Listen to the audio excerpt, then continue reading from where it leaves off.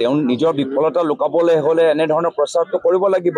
যোৱা 5টা বছৰ যে একো কৰিব নোৱাৰিলে, যোৱা 10টা বছৰ বিজেপি একো কৰিব নোৱাৰিলে, কেন্দ্ৰত থাকিও একো কৰিব নোৱাৰিলে, জনজাতি মানুহক অধিকাৰ দিব নোৱাৰিলে, ভূমিহীন মানুহক ভূমি দিব নোৱাৰিলে, বিভিন্ন কলেজৰ ভিতৰত তেওঁলোকক উন্নয়ন কৰিব নোৱাৰিলে।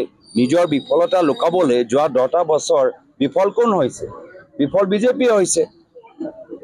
ইয়াততো সলনি হৈছে কাউন্সিলৰ ভিতৰত, কিন্তু কেন্দ্ৰত আৰু ৰাজ্যতো তেওঁলোকৰহে চৰকাৰ।